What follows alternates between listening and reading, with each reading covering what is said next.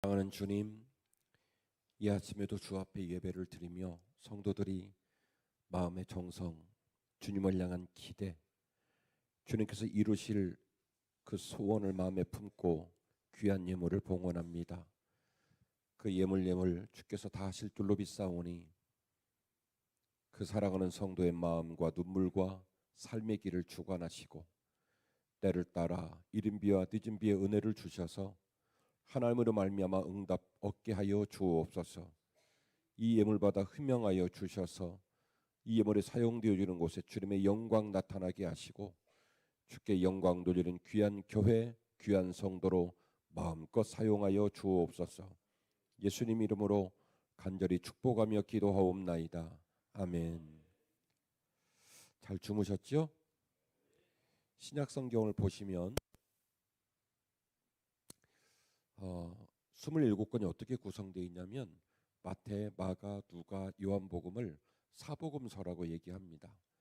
공관복음 하면 마태, 마가, 누가복음을 얘기하고, 그래서 신학적으로는 공관, 하나의 관점을 가지고 썼다 해서 공관복음인데, 신학적으로는 마태, 마가, 누가복음이 공관복음이고 요한복음은 제4의 복음서라고 얘기를 해요. 그 이유가 뭐냐면 이번에는 설교가 7번이라 그 도표를 못 보여드리지만은 마태, 마가, 누가복음은 겹치는 부분이 많아요. 55%, 70%, 어떤 책은 80%까지 겹쳐요. 그런데 요한복음은 겹치는 부분이 5%밖에 안 됩니다. 놀랍게도. 그러니까 똑같이 예수님 얘기를 말하고 있는데 요한복음은 그 예수님 이야기하고 겹치는 부분이 사실은 5%밖에 안 돼요. 이걸 오버랩을 시켜놓고 보면 되게 소름 끼치죠. 예를 하나 들겠습니다. 오병이어의 기적을 나타내실 때 그 도시락이 누구 거였죠? 이름을 알 수 없는 한 어린아이 거였습니다. 물어보면 성도들이 대답을 다 해요. 근데요, 그 도시락의 출처, 그 도시락이 이름을 알 수 없는 한 어린아이 거였다라는 것을 주장하고 알려준 책은 요한복음이 유일해요. 마태, 마가, 누가복음은요 출처를 밝히지 않아요. 그리고 뭐 이런 느낌 있죠. 어쩌다 갑자기 생긴 것인 양, 이런 느낌으로 써 있어요. 그러니까 이 말씀을 안에를 들여다보면 되게 좀 재밌어요. 성경을 깊이 들여다보는 안목이 그래서 중요한 겁니다. 그리고 사도들의 행적을 기록한 누가가 기록을 했거든요. 사도행전이 있고 신학의 보고라고 하는 로마서가 있고, 그리고 나머지 쭉 이어지는 서신서가 있는데 거반 이 서신서의 저자가 사도 바울입니다. 12권에서 13권 정도 썼대지요. 그런데 말이죠, 묘한 재밌는 사실이 하나 있는데, 지금 여러분에게 제가 어제 저녁 오늘 아침에 이렇게 공개한 성경은 빌립보서라는 성경인데 겁나게 짧아요. 4장밖에 안 돼 있어요. 그리고 막 내용이 다이나믹하고 막 별 얘기가 다 있죠. 부자들이 와서 먼저 막 처먹고 나와요. 고린도에 가난한 사람들을 무시하고, 그죠? 그리고 오히려 사도 바울을 막 거절하고, 그래서 막 읽다 보면 그 다음에 은사가 충만한 사람들이 알랄라 빠빠빠 막 방언하는 사람들이 방언 못하는 사람 막 무시하고, 그래가지고 막 방언 얘기하고 그 방언 이야기 가운데 나오는 한 성령이, 한 하나님이 통일성을 강조하고 막 이러잖아요. 그러다 보니까 고린도서는 고린도 전서가 있고 고린도 후서가 있어요. 바울 신학을 전공한 사람들의 논리에 따르면 최소 고린도 전서와 고린도 후서 사이에 책이 한 권 더 있다는 거예요. 우리가 그거를 원본을 못 봐서 그렇지 적어도 문맥을 연구해 보면 그러니까 최소 고린도서가 몇 권이라는 거예요. 최소 3권. 어떤 분은 4권이라고 얘기를 해요. 그래서 고린도 1, 2, 3, 4서 이렇게 말을 해야 된다라고 말하는 분도 있어요. 자, 그러면 거꾸로 얘기를 해보겠습니다. 긍정적인 이야기, 신뢰, 믿음, 담대함, 감사함은 짧은 성경이 강하겠어요? 긴 성경이 강하겠어요? 그냥 막 던져요. 감옥 안 가니까. 아이러니한 얘기인데 긴 성경이 그게 많겠습니까? 짧은 성경이 많겠습니까? 네, 짧은 성경이에요. 긴 성경은요, 그렇게 장황하게 말을 해야 될 만한 많은 사안들이 등장을 해요. 즉 골치 아픈 이야기. 그러니까 초대교회의 끝판왕의 모든 이야기를 품에 안고 있던 교회가 고린도 교회예요. 그러니까 뭐 막 오만 얘기가 나오고 그것에 관해 설득하고 격려하고 막 이런 내용이 나오죠. 빌립보서는요 4장밖에 안 돼요. 제2차 전도여행 때 사도 바울이 유럽 땅을 들어가야 되는데 겁이 나는 거예요. 못 가겠다. 그래가지고 우회전을 해가지고 루스드라, 이고니온, 상갈라디아, 하갈라디아, 지금 터키 땅에 저쪽 중반부에서 위로 쭉 이어지는 부분을 학자들의 학설에 따르면 갈라디아서는 갈라디아 교회가 아니라 말하자면 벨트예요. 벨트. 전주, 익산, 군산 이게 벨트가 있듯이 상갈라디아 혹은 하갈라디아 이렇게 얘기를 하는데 어쨌든 지금으로 말하면 튀르키예의 내륙으로 들어가서 여전히 복음을 증거하려고 하는데 마게도냐 사람 환상 중에 속히 와서 우리를 도우라 추상 같은 하나님 명령을 듣고 그 답답하고 두렵고 떨리는 보스포러스 해협을 통과해서 그 떨리는 첫 땅에 발을 내디딘 교회가 빌립보입니다. 하나님은 눈도 밝으시고 귀도 밝으셔서 자색 비단 장사 루디아를 준비하셨고 그 루디아가 자기 집을 내주고 선교센터를 만들고 주보를 만들어주고 할 거 다 해줘요. 그렇게 하고 복음을 증거하도록 하지요. 빌립보 교회 사역은 짧은 사역입니다. 이어지는 데살로니가 베레아 쭉 이어지게 되는데 그래서 어떻게 보면 에베소 같은 경우는 사도 바울이 2년 동안 머물렀고 지금 우리가 알고 있는 두란노 학교도 거기서 개설을 해서 정규 학교로 학생들을 가르치고 뭐 그런 이 스토리를 고려해 보면 빌립보는요 그냥 이런 표현이 좀 너무 격한 표현인데 스쳐도 한 방이요. 말하자면 거기는 그렇게 장기간 사역을 할 수 있는 곳은 아니었습니다. 근데요 빌립보서를 살펴보시면 기뻐하다라는 동사와 기쁨이라는 명사가 몇 번 나오냐면 14번 나옵니다. 놀래주셔서 감사해요. 책 전권이 4권인데 이 4권을 탈탈탈 터니까 대박, 기뻐하다, 기쁨이라는 단어가 14번 나와요. 그러니까 그 짧은 성경 안에 사도 바울이 당신은 빌립보 교회를 생각하면 어떤 느낌이세요? 이렇게 물어보면 난 기뻐, 난 감사해. 대박 아니에요? 빌사일삼 내게 능력 주시는 자에서 내가 모든 것을 할 수 있다. 그거는 다단계하고 뭐 이렇게 노름하고 그러면서 뭐가 잘 될 거다. 이 얘기가 아니에요. 그 앞에 문장을 보셔야 돼요. 사도 바울이 뭐라고 말하냐면요. 빌립보 교회 교인들이요. 내게 잘 들으세요. 저요. 높은 곳에 처할 줄도 알고요. 낮은 곳에 처할 줄도 알고요. 부유함에 처할 줄도 알고요. 궁핍함에 처할 줄도 아는 일체의 비결을 배웠어요. 그러니까 내가 옥중에 있다는 이유로 너무 걱정하지 마세요. 내가 옥중에 있다는 이유로 막 옥바라지 하려고 성경금 모아가지고 자꾸 저한테 성경금 보내지 마세요. 목사님 진짜 멋있는 목사예요. 원래 성도들이 막 헌금 모아서 보내주면 얼마나 땡큐예요. 들어와 쭉쭉 들어와 계속 들어와. 예, 잘한다 잘한다. 이 목사님 이래야 되잖아요. 그죠? 생각해 보세요. 사도 바울이 어떤 인물이라고 빌립보 교회 교인들은요. 그 어르신이 감옥에 있다는 이유로 막 구제헌금 모으고 선교금 모아서 막 거기다가 막 사도 바울한테 보내고 사람 보내고 막 이러는 거예요. 그 모습을 보고 바울이 뭐라고 하냐면 그만 좀 혀. 내 걱정하지 말어. 풍부에 처해도 아멘. 가난함에 처해도 아멘. 건강해도 아멘. 몸이 아파도 아멘. 어떤 상황에 처해도 모든 일에 감사할 수 있는 일치의 비결을 배웠어. 내게 능력 주시는 자에서 내가 모든 것을 할 수 있느냐, 이 말이 그렇게 나온 거예요. 그러니까 빌립보서는 짧은 성경이지만 연구하면 연구할수록 격이요 보통 격이 아니에요. 그 논조를 염두에 두고 어젯밤 오늘 읽으신 본문을 읽으면 느낌이 많이 달라요. 그 짧은 성경에 이렇게 권고를 남깁니다.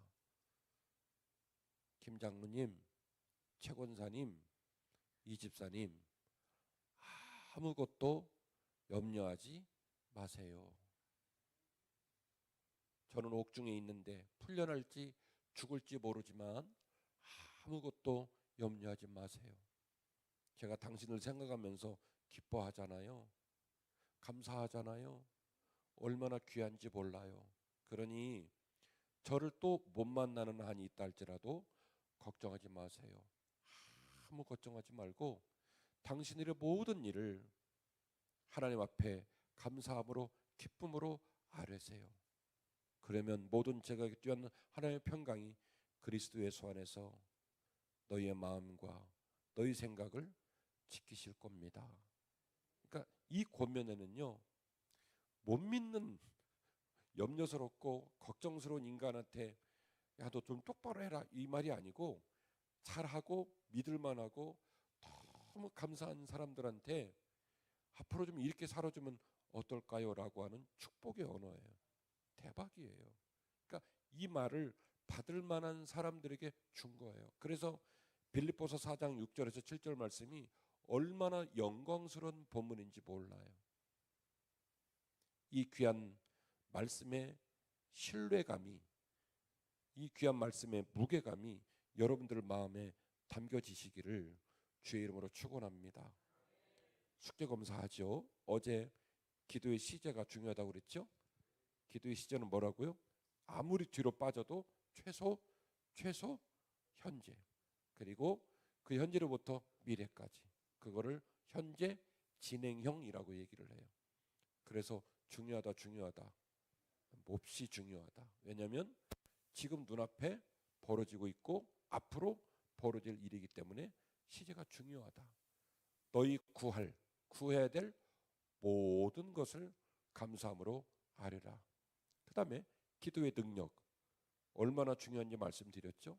기도의 능력은 언제부터 나타난다고요?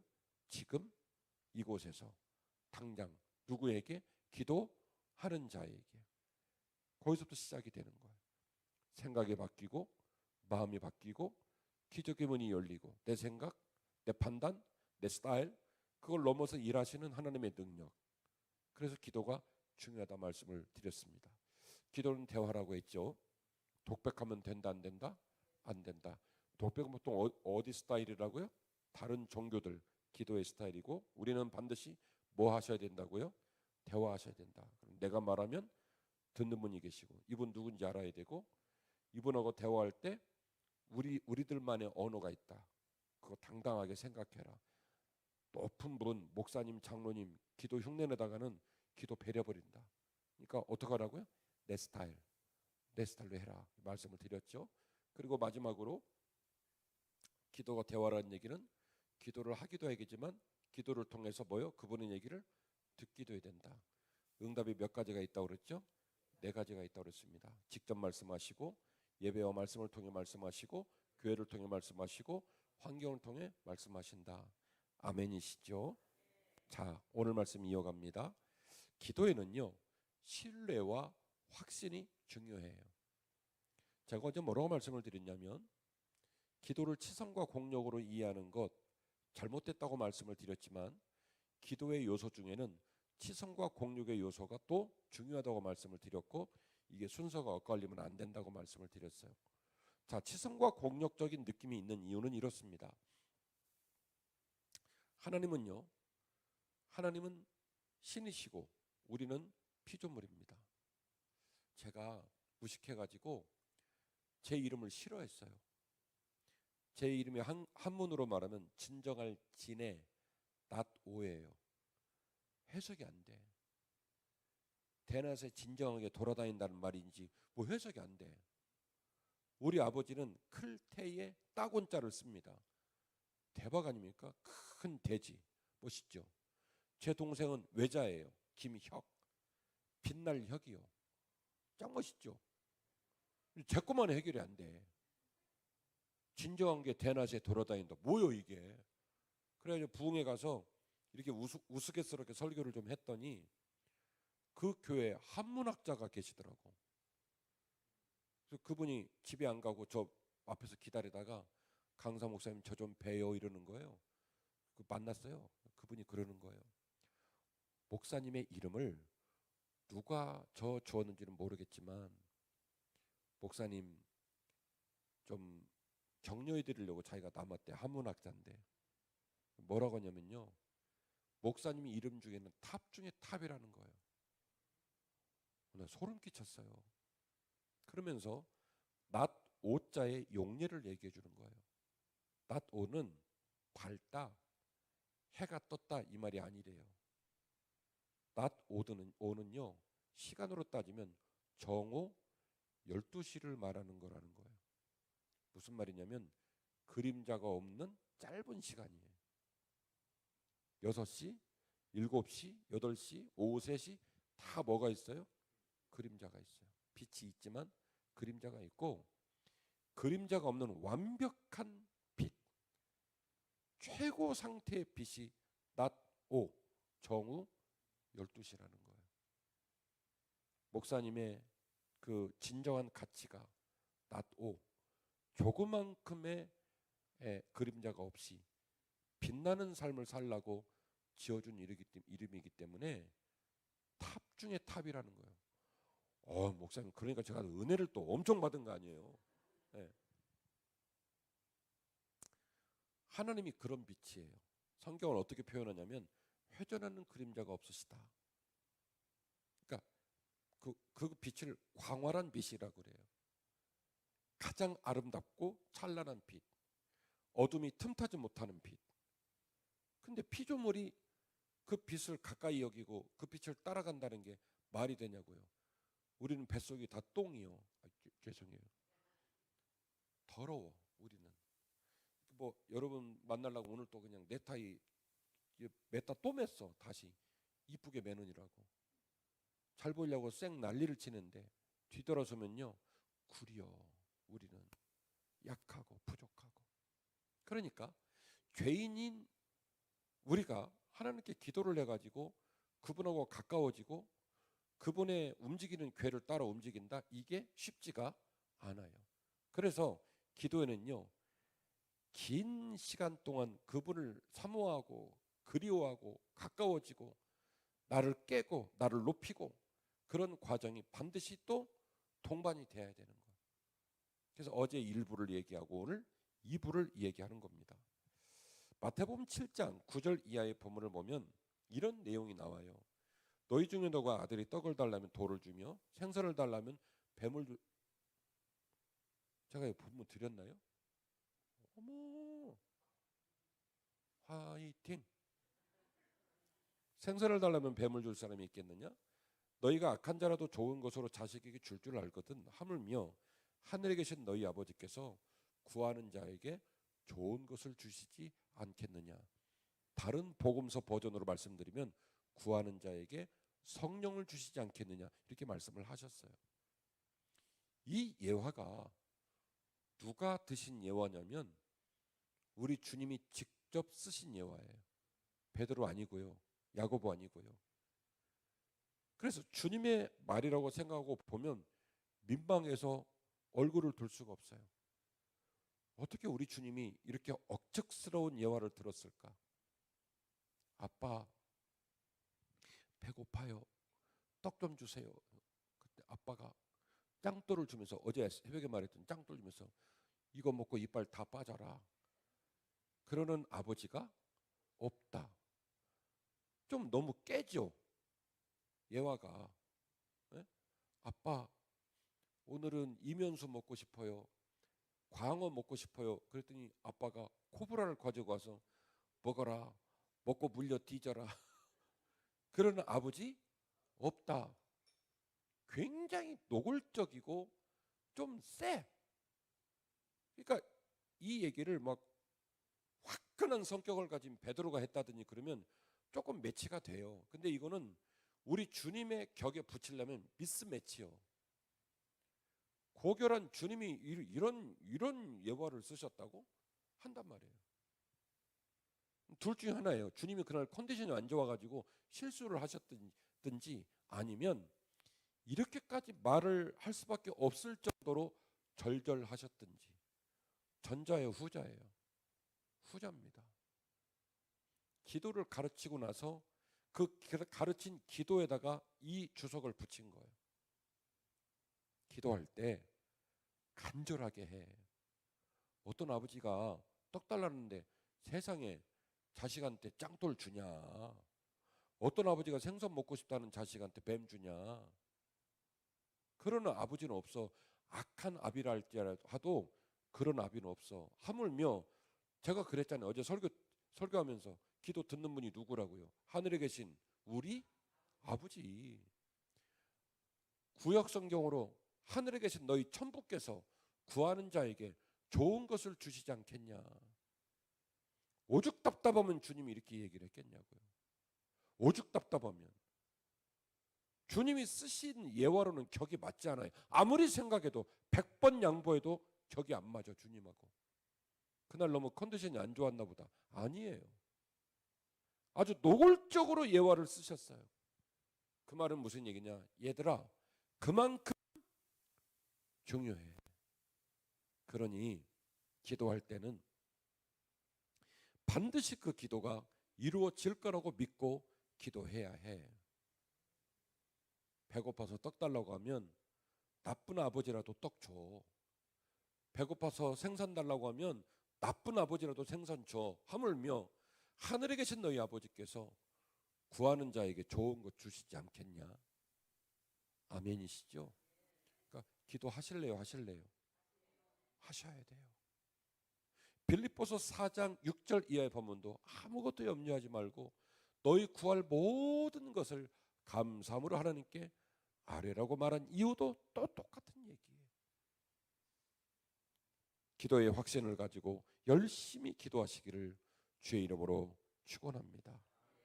누가복음 11장 5절 이하의 본문을 보면 이 기도에 관하여 더 웃긴 얘기가 나옵니다. 누가복음 11장 5절 이하의 본문 집에 가서 좀 읽어보시고요. 그냥 안 띄워도 되게 길어갖고 누가복음 11장 5절 11장이 생각 안 나면 누가복음은 다 읽어도 돼요. 집에 가서 아침 잡수시고 한번 읽어보세요. 이런 내용이 나와요. 주님이 제자들한테 말을 합니다. 야, 내가 할 얘기인데 들어봐라. 친구가 둘이 있어. 근데 밤이 12시가 다 돼가지고 A라는 친구가 파자마 갈아입고 불 다 끄고 그리고 식구들끼리 침소에 누웠다. 그런데 B라는 친구가 A라는 친구를 찾아왔어. 그리고 초인종을 눌러. 띵동 띵동 띵동 띵동 띵동. 누구세요 이 밤에? 이씨 나요. 자네가 이 밤에 웬일인가? 우리 집에 귀한 손님이 왔는데 당장에 좀 대접할 게 없네. 신라면 3봉지하고 김치 있으면 종갓집 김치랑 좀 주면 안 돼? 야 이 사람아, 시간이 지금 몇 시요? 얼른 가서 자. 우리 식구 다 누웠어. 이건 예의가 아니야. 돌려보냈어요. 5분 지났어. 띵동 띵동 띵동 띵동 띵동. 누구세요? 이씨 나요. 야 이 사람아, 자네 나하고 의절하게 생겼어. 좀 가. 12시야 12시 이 사람아. 갔어. 또 5분 있다. 띵동 띵동 띵동 띵동. 저런 이씨 나요. 신라면 3봉지만 주라니까. 제가 좀 의역을 했어요. 이 얘기를 하시고는 물어봐요 제자들한테. 야, 그거 신라면 세 봉다리 받아갔겠냐 안 받아갔겠냐. 그래 제자들이 당연히 받아가죠. 받아갔을 거예요. 그래? 줘? 당연히 주죠. 물어봐요. 그러면 왜 줬겠냐? 친구 되는 그 친구의 관계 가운데 줬겠냐? 아니면 저놈의 진상 원래 안 줬다가는 밤새 초인종 누르게 생겼다. 저 또라이. 차라리 주자. 그 강청함 때문에 줬겠냐? 계속 이야기를 주고받고 해요. 제자들이 결론을 냅니다. 주님, 밤 12시에 친구라고 주겠습니까? 너무 괴롭히니까, 너무 간절하니까, 징글징글하게 찾아오니까 그냥 주자. 그래서 줬을 거예요. 주님이 말해요. 맞아. 너희들이 기도를 그렇게 해야 해. 주무시다 일어났지만 소름 끼치는 이야기예요. 가끔씩 제가 목회를 하면 성도들이 말해요. 목사님, 기도해도 응답이 안 되대요. 기도해도 하나님은 대답을 안 해요. 저는 그 얘기를 믿지 않아요. 왜냐? 저는 기도가 때로는 노가다처럼 느껴지거든요. 우리 교회는 송구영 스님 예배 드릴 때 소원헌금이라는 걸 드려요.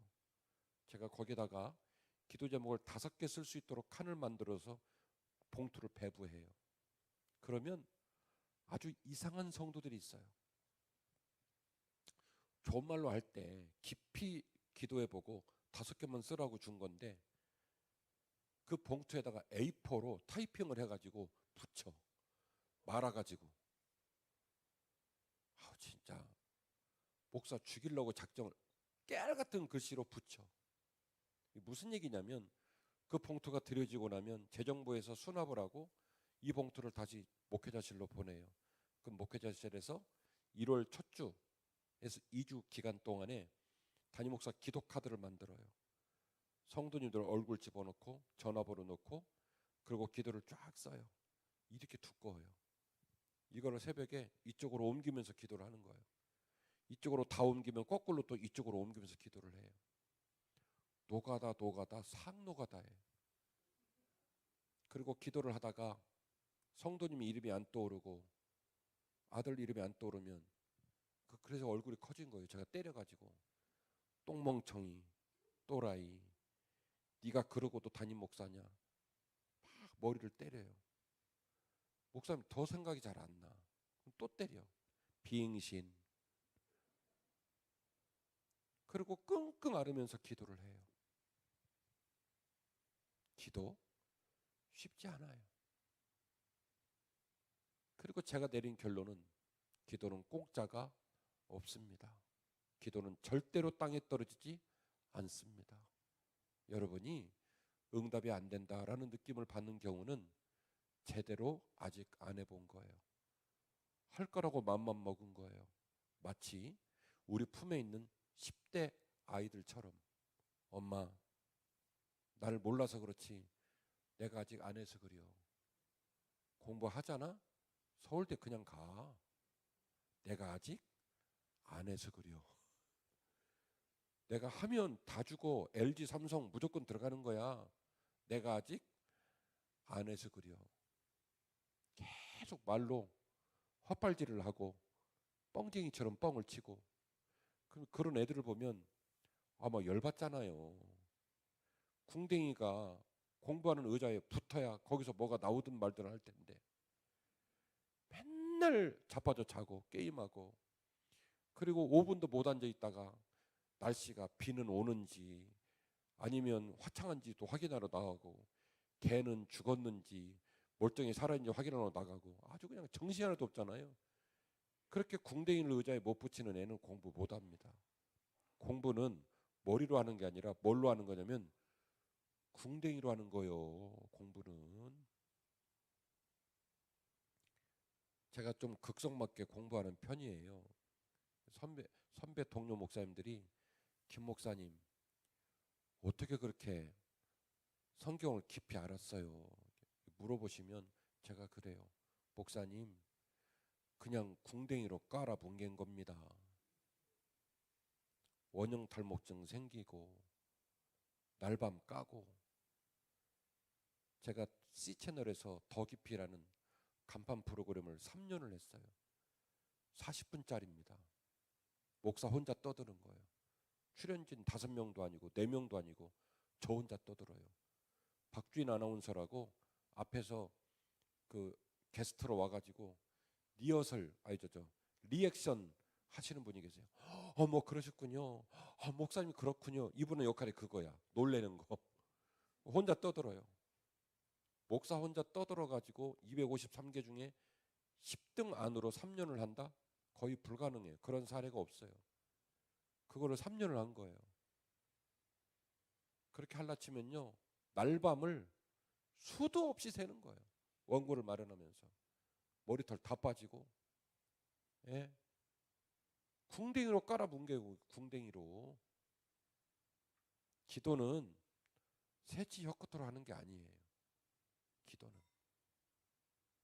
기도는 가슴으로 하고 눈물로 하고 그리고 궁뎅이로 하는 거예요.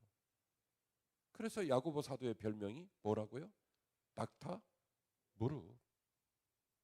예? 따라서 해보십시다.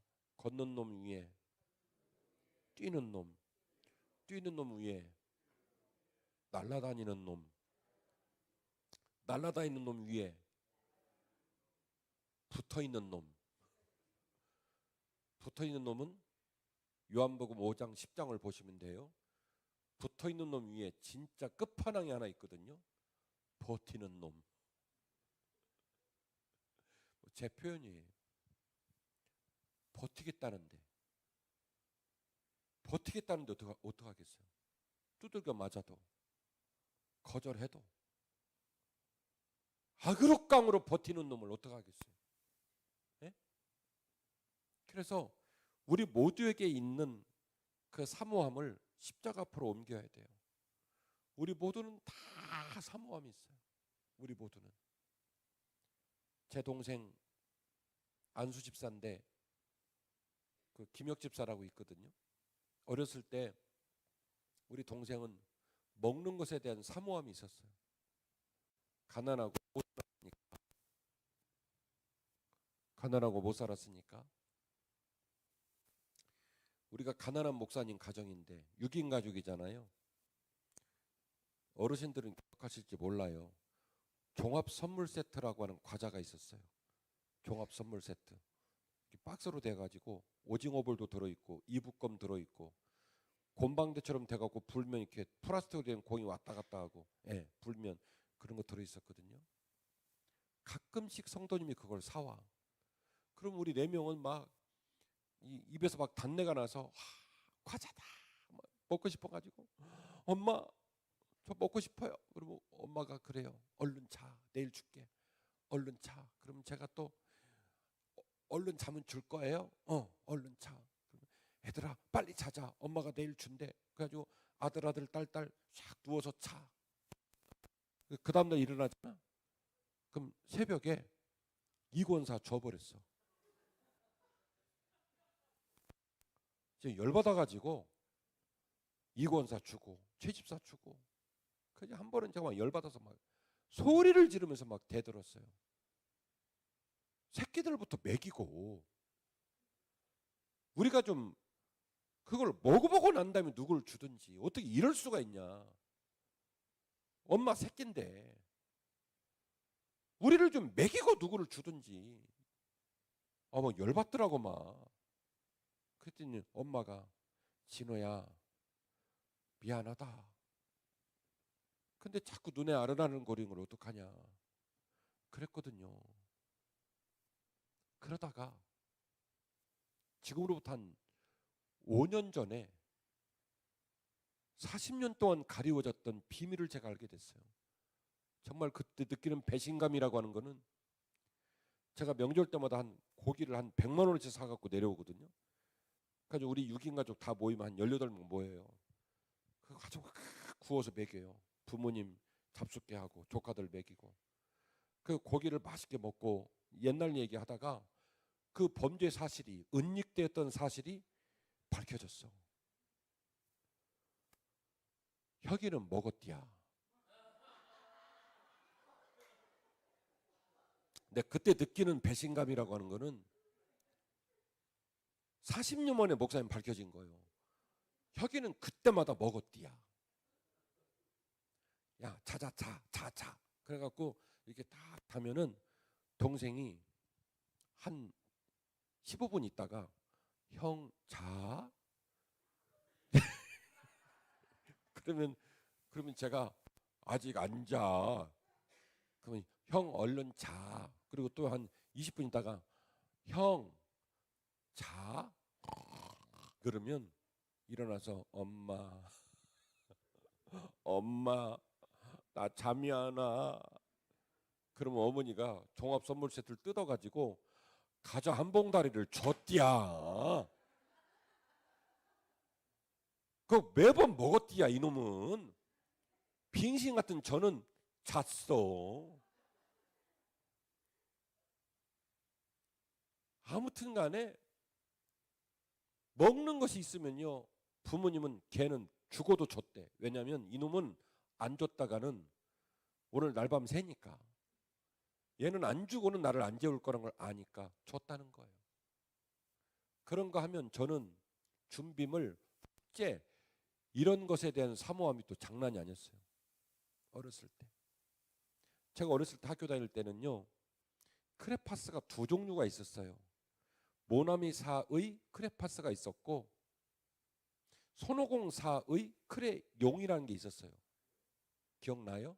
크레용. 모나미사의 크레파스는 벌써 색깔이 발색이 좋아. 그림을 그려도 노란색도 개나리처럼 쫙 나오고 일단 똥이 안 생겨.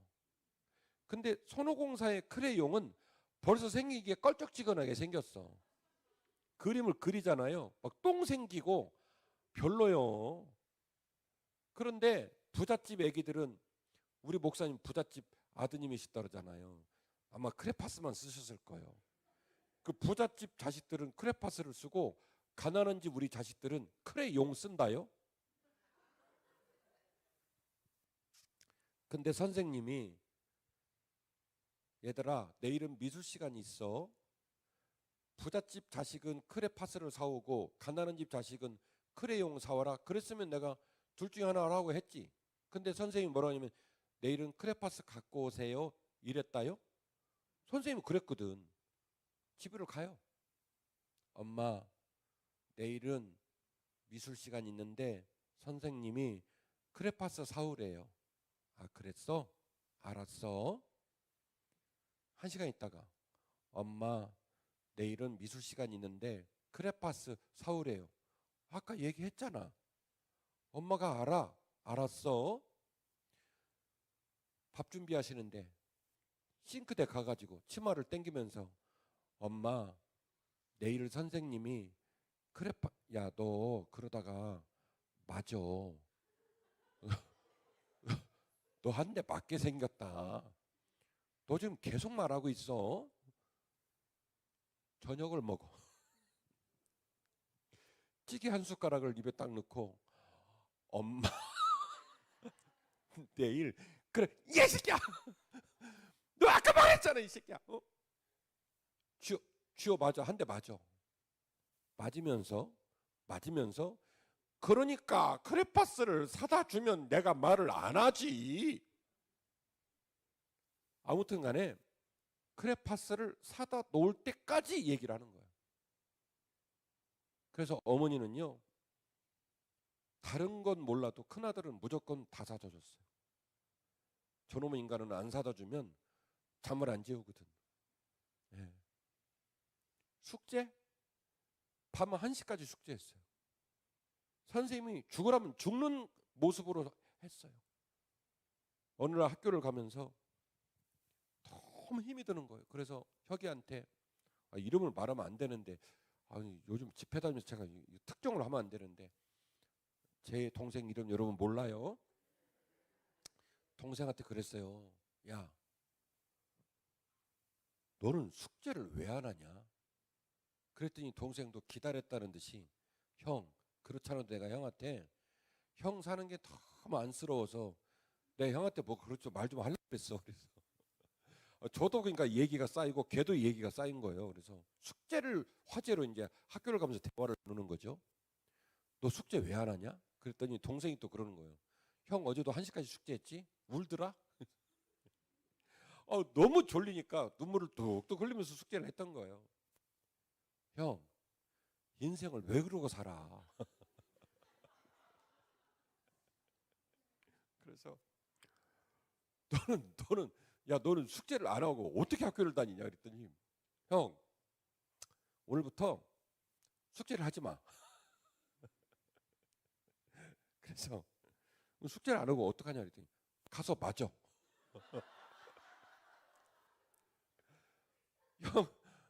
형 숙제하는데 2시간 걸렸지?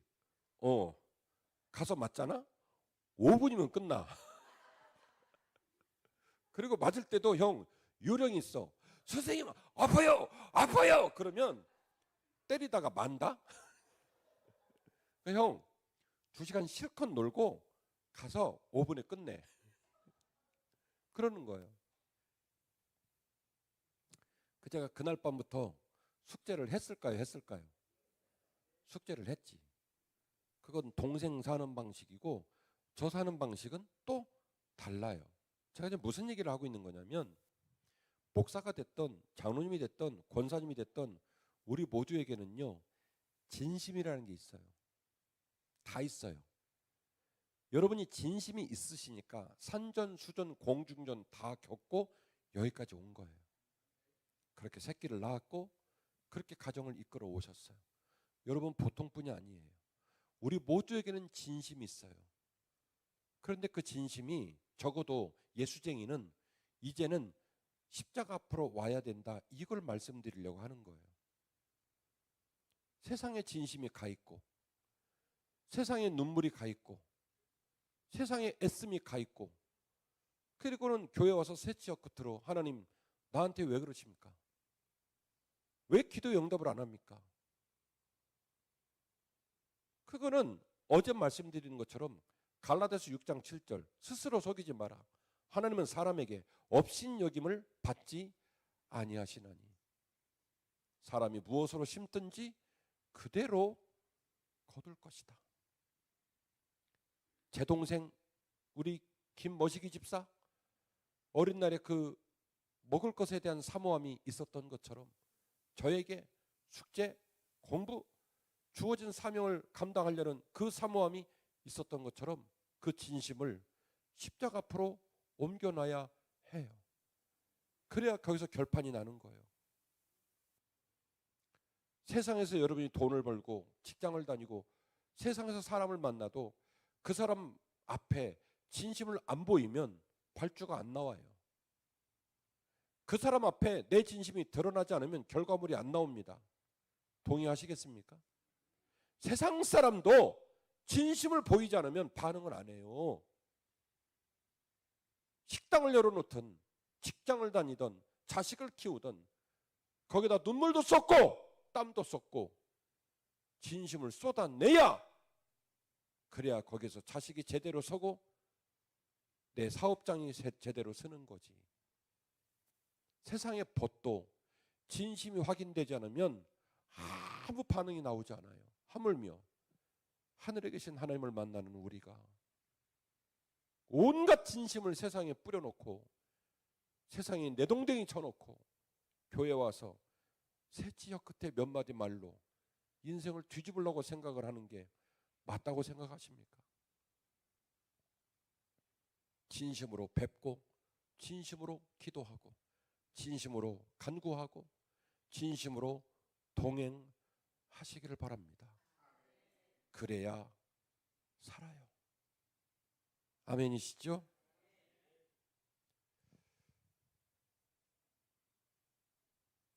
고 50분 돼가지고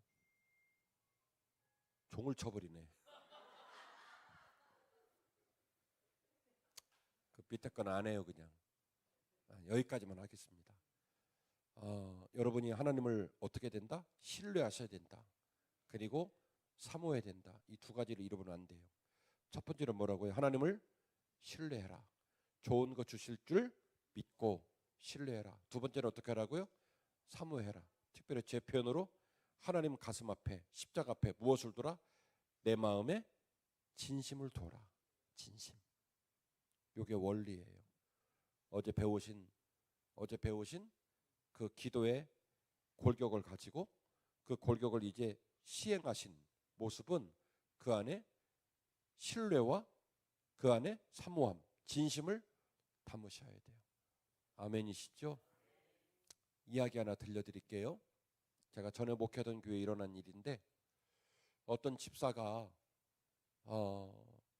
수학과를 나왔어요. 대학원까지 나왔어요. 수재죠. 선생님을 하려고 하는데 교원 임용고시 계속 떨어지는 거예요. 한 번, 두 번, 세 번, 네 번 떨어졌어요. 그러니까 막 제가 애가 타는 거예요. 근데 네 번 떨어지는 동안에 아들을 하나 낳았어요. 그래서 제가 그 아들 이름을 김머식이라고 쳐줬어요. 그리고 또 떨어졌어. 또 떨어지고 여섯 번째 떨어지면서 또 딸을 낳았어. 그래서 그 딸 이름을 또 김머식이라고 또 쳐줬어. 성씨는 김이요. 그래가지고 떨어지는 게 취미 생활이 된 거예요. 근데 아기는 막 낳고 그러니까 사는 게 힘들어졌겠어요? 힘들어졌겠어요? 힘들어지죠. 어렵죠. 그 사람만 생각하면 가슴이 아픈 거예요. 얼마나 사는 게 팍팍할까. 그러다가 제가 그 교회에서 리모델링 공사를 할 일이 벌어져가지고 사무총에 없던 이야기를 기도하면서 강력한 하나님의 인도하심을 받고 선포했어요. 여러분 우리 이 일 합시다. 4억짜리 공사였어요. 돈 5천만 원 갖고 시작을 했고 4억짜리를 터뜨렸어요. 설교를 하고 어쨌든 그날 설교가 마쳤는데 그날 마치고는 집을 가면서 그 김모 집사가 진모 집사한테 이렇게 말했대요. 뭐시기야 우리 헌금하면 안 될까? 그랬대. 주제 파악을 못하고. 그러니까 진모 집사가 그 얘기를 듣고는 오빠 제정신이야? 오빠 지금 맨날 떨어지잖아. 우리 벌써 애기가 둘이잖아. 오빠 제정신이야? 그 얼마인지 금액이나 한번 들어보자. 얼마 하고 싶은데? 그랬더니 김모 집사가 바로 대답하더래요. 200만 원. 진모 집사가 그랬디야. 참 하나님 짓궂으시다. 하나님 참 짓궂으시다. 그랬디야. 나중에 들은 얘기인데 진모 집사도 그날 설교를 들으면서 그렇게 마음에 부담이 되고 자기도 드려야 되지 않을까라는 생각이 들었다는 거예요. 사실은. 근데 남편이 얘기를 하니까 뜨끔했던 거예요. 여러분 지금 뭔 소리인지 먹고 들고 있는데 알면 깜짝 놀라실 거예요. 그 아들이 어린데 좀 뚱뚱했어요. 그러니까 잘 때 어른들이 왜 등허리가 괜다고 그러죠. 엄마 등이 아파요 막 이랬대. 그래갖고 우리 진모 집사가 그 아들 침대를 사주려고 그 어려운 와중에 돈을 10만 원, 15만 원 이렇게 모은 거예요. 모아서 딱 돈을 맞춘 게 얼마를 맞췄냐면 지난주에 딱 맞췄는데 얼마를 맞췄냐면 200을 맞춘 거예요. 200을. 그래서 100만 원은 침대를 사고 나머지 100만 원은 지금도 있나 모르겠지만 옛날에는요. 이렇게 전집류가 있었어요. 그래서 그거를 사다가 애기한테 읽히면 영재가 된다고 영업을 그렇게 했거든요. 그게 신드롬이 돼가지고 막 유행이 되면 이걸 다 사야 돼. 근데 그 둘째 딸한테 그 전집을 꼭 사주고 싶어서 남편 몰래 어렵게 해서 돈을 200을 딱 모아놨는데 그날 사고가 터진 거예요. 헌금하고 싶다고. 이거 얼마냐? 그 진 집사가 기가 차서 오빠 그게 얼마인데? 얼마 하고 싶은데? 그랬더니 정확하게 운전하면서 200 그랬대요. 주일날 전화가 왔어요. 목사님 오늘 이런저런 일이 있었고요. 저희 헌금 하려고요. 그래서 제가 그랬어요. 잘했어. 속상하고 저도 걱정이 되긴 하지만 김 집사 잘했다. 그랬더니 이 인간이 뭐라고 하냐면, 목사님 그러니까요 교회로 좀 와주세요. 그 시간이 10시요. 그리고 제가, 야 인간아, 예의를 좀 갖춰라. 주일날 목사가 제일 힘든 날이야. 옷 다 벗었어. 나 지금 메리아스하고 빤스만 입고 잘라고 누웠어. 인간아, 돌아온 주일날 헌금을 혀. 그랬더니 이 친구 왈, 목사님 우리의 믿음은 주일날까지 못 기다리는 믿음입니다. 주일날까지 기다렸다가는 무슨 사고가 날지 모릅니다. 지금 저지르지 않으면 안 됩니다. 그러니까 목사님 죄송한데요, 목사님 와주시면 안 돼요? 난 또 목사님 그런 진상은 또 처음이요. 그래갖고 또 일어나가지고 와이셔츠 입고 넥타이 매고 양복을 입고 교회를 갔어요. 와 있더라고요. 무릎 꿇어라. 무릎을 꿇치고 두뇌의 머리 위에 손을 얹고 기도를 하는데 얼마나 눈물이 나는지 펑펑 울면서 안수를 했어요. 그때 제 기도 내용이 이거였어요. 하나님, 이런 친구들 돈까지 받아야 직성이 풀리십니까?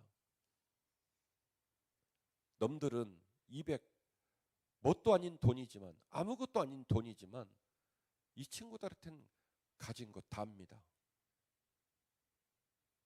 이런 돈까지 받아야 속이 후련하십니까? 막 열받아가지고, 목사가 성도가 헌금하는 날 땡큐죠. 잘한다 잘한다. 저는 그렇게 못하겠더라고요. 막 열받아가지고, 이런 식구들 돈까지 받아야 직성이 풀리시냐고. 막 눈물이, 나도 울고 저들도 울고 막 울어 퍼대고 헌금 봉투를 받아서 금고에 집어넣고 고맙다, 귀하다, 그렇게 하고 보냈어요. 그리고 그의 사업공사를 잘 마쳤고 그 집사는 또 떨어졌어요. 그리고 제가 그의 서울로 목회지 임지를 이동하게 되어서 헤어지면서, 김 집사 미안하다. 내가 능력이 부족해서, 내가 힘이 부족해서 미안하다. 그리고 헤어졌어요. 그리고 그 다음에 전남도로 부흥회를 가는데 김 집사가 떠오르는 거예요, 갑자기. 그래서 운전하면서 핸즈프리로 전화를 했죠. 김 집사 나야.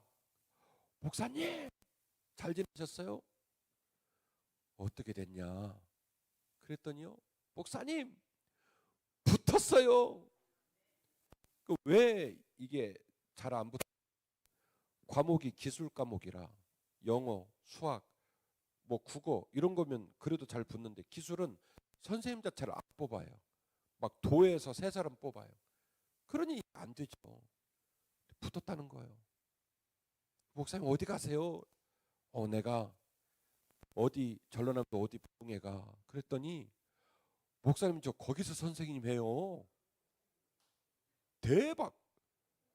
그런데 그날은 여수로 가족여행을 갔대. 제가 전화한 날은. 그래서 제가 그랬죠. 여행 잘하고 와. 나는 부흥회 잘할게. 그랬더니 그날 저녁 집회 왔어. 그 통화를 하자마자 호텔 취소하고 차를 돌려서 다시 와서 그 교회 목사님한테 부탁을 하더라고요. 목사님, 우리 목사님이신데 우리가 모시면 안 될까요? 그래서 그쪽 교회 호텔을 취소하고 지네 집으로 저를 데리고 갔어요. 첫날 집회 마치고 났으니까 늦었지요. 밤 10시 다 됐어요. 세상에 아파트 15층이더라고. 15층 아파트에 올라가서 멍석을 깔고, 목사님 예배 드려주세요. 그래서 큰아들, 둘째 딸, 엄마 아빠 앉혀놓고 예배를 드리는데, 아이 또 얼마나 눈물이 나는지. 저도 울고 저들도 울고 우리 5명이 끌어안고 엄청 울었어요. 하나님 감사해요. 하나님 살아계셔서 감사해요. 하나님, 제가 그렇게 민망하고 속상하고 어려워서 서울 생각만 하면 마음이 아팠는데 하나님 너무 감사해요. 그래서 전 지금도 그 두뇌에 생각하면 너무 기분이 좋아요. 신앙은요, 간증이 없으면 완주를 못합니다. 목사에게도 간증이 있어야 되고 성도들에게도 간증이 있어야 돼요. 제가 지금 집회하면서 그랬죠. 세상 사람들이 여러분들한테 뭐라고 한다고요? 교회를 가니까 떡이 나오디 밥이 나오디 뭐 한다고 교회 가니? 라고 물어보면 간증이 있는 성도는 뭐라고 답을 하냐면, 야 이 사람아, 사실은 떡도 나오고 밥도 나오고 국도 나오고 하나님 아니었으면 나 여기까지 오지도 못했어. 짱짱하게 답이 나오고요. 간증이 없는 사람은 일단 눈을 깔고 그게 말이요 이런다니까요. 아마 여러분이 매주일 부흥회를 하니까 전국에 난다 긴다는 강사님들 많이 오시겠죠. 목사님 오셔가지고 뭐 나는 이랬습니다, 나는 저랬습니다. 여러분 그 설교를 들으면서 아멘 아멘 하고 잘하시는 거지만 그게 여러분에게 무슨 소용이 있습니까? 그 강사 목사님 말씀하시는 게 여러분 겁니까? 그분 거지? 저는 현장에서 목회하는 목사라 부흥회를 저 나름대로는 해석하는 해석 지점이 남달라요. 부흥회는 부흥회가 끝나고 그 교회와 성도들의 가슴에서 다시 시작되는 게 진짜 부흥회예요. 겁나게 분위기 좋고 뭔가 은혜가 충만한 것 같은데 부흥회 끝나면 푹 꺼져버리는 거품 같은 부흥회는 저는 그건 부흥회 아니라고 생각하는 목사예요. 진짜 부흥회는요, 부흥회가 끝났는데 가슴이 눅눅하고 부흥회가 끝났는데 어딘가에 불덩어리가 들어가지고 자꾸 마음이 괴롭고 그래서 생각이 달라지고 뜻이 달라지고 성도의 가슴에서 불덩어리가 움직이고 교회 가운데서 불덩어리가 움직이는 것, 그것이 진짜 부흥회라고 믿는 목사예요. 손바닥으로 어떻게 하늘을 가립니까? 살아계신 하나님 앞에 겸손하고 진실하게. 무엇을 옮기라고요? 우리의 진심을 십자가 앞으로 주 앞에 옮겨놓고 그분 사랑을 꿈꾸고 그분 사랑을 사랑하고 그분 사랑 앞에 순종하며 믿음의 길을 완주하는 저와 여러분 되시기를 주의 이름으로 축원합니다. 기도하실까요? 사랑하는 주님 감사합니다. 이 아침 기도에 관하여 두 번째 말씀을 나눴는데 기도는 이제 우리의 숙제입니다. 우리의 사명입니다. 우리의 결단입니다. 우리의 애씀입니다. 하오니 성도들의 무릎에 힘을 강하게 하옵소서. 피곤한 손을 붙잡아 주옵소서. 간절히 기도하게 하시고 애타며 기도하게 하시고 주님 사랑하게 하옵소서. 그리하여 하나님의 뜻이 하늘에서 이루어진 것처럼 이 땅에 이루어지게 하시고 응답을 얻어 간증하며 영광 돌리는 삶으로 마음껏 쓰임받게 하옵소서. 예수님의 이름으로 간절히 축복하며 기도하옵나이다. 아멘. 주여 삼창하시고 기도하고 돌아갑니다. 주여 주여